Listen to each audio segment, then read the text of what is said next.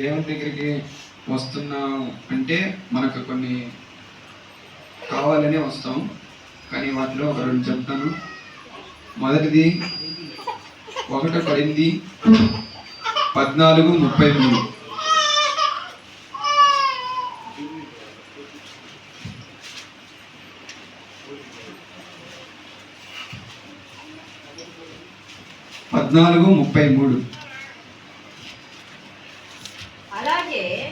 అలాగే పరిశుద్ధుల సంఘములన్నిటిలో దేవుడు సమాధానమునకే కర్త కాని దేవుడు సమాధానమునకే కర్త అని రాస్తారు. అయితే మనం రోజు మన కుటుంబాల్లో కావచ్చు, మన పని చేసే దగ్గర కావచ్చు, ఎక్కడ సమాధానం అనేది ఉండట్లేదు. కానీ దేవుడు మనతో ఉంటే మనకు సమాధానం అనేది ఖచ్చితంగా ఉంటుంది.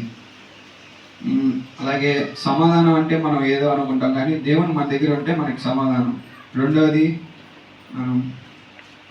సామెతలు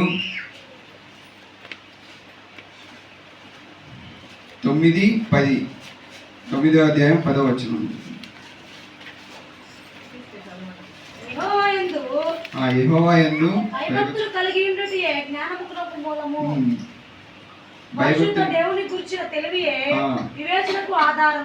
అలాగే సామెతలు 1:7.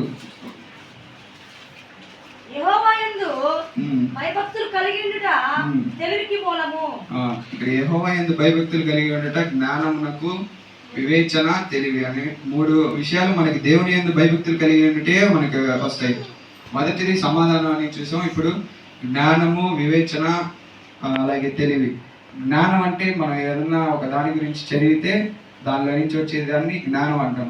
తెలివి అంటే ఇప్పుడు ఏదైనా ఒక సంఘటన జరిగితే తర్వాత మనం ఏం చేస్తాం అనేదాన్ని తెలివి అంటాం. వివేచన అంటే అసలు ఇది చేయొచ్చా చేయకూడదు అనేదాన్ని వివేచన అని అంటాం. అయితే ఈ 3 మన దగ్గర ఉంటే మనం ఖచ్చితంగా గొప్పవారమే అవుతాం. ఈ 3 మనకి దేవుని యందు భయము, భక్తి కలిగి ఉండటం ద్వారా వస్తాయి. దేవుని యందు భయభక్తి కలిగి ఉండటం మనకి జ్ఞానము, వివేచన ఇవన్నీ వస్తాయి. అలాగే దేవునే మనకి సమాధానమున కర్త అంటున్నాడు. అసలు దేవుడు ఏందో చదువుదాం. యోహాను సువార్త 1:1, 1వ అధ్యాయం 1వ వచనం.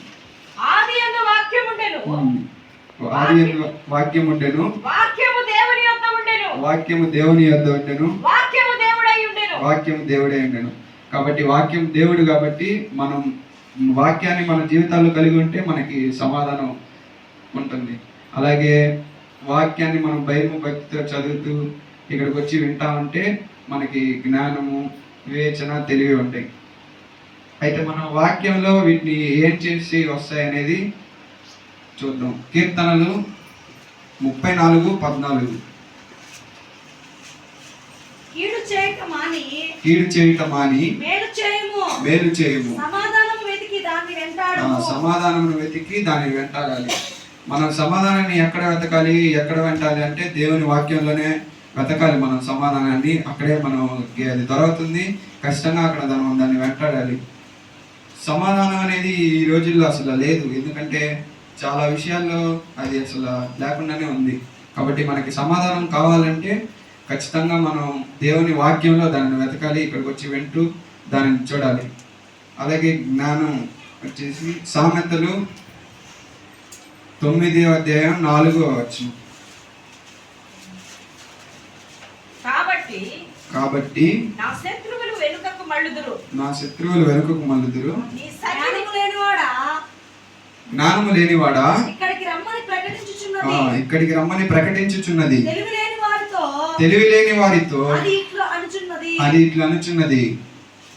వచ్చి నేను సిద్ధపరిచిన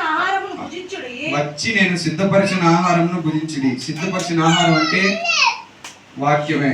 ఇక్కడ సిద్ధపరిచిన ఆహారాన్ని మనం భుజించడం ద్వారా మనకి జ్ఞానం కలుగుతుంది. తెలివి తక్కువ వారు ఇక్కడికి వచ్చి దాన్ని వింటే వారికి తెలివి అనేది వస్తుంది ఖచ్చితంగా. అలాగే మొదటిది సమాధానం. అది మనం వెతికి దాని వాక్యంలో వెంటాడితే ఖచ్చితంగా మనకు అది ఇక్కడ దొరుకుతుంది.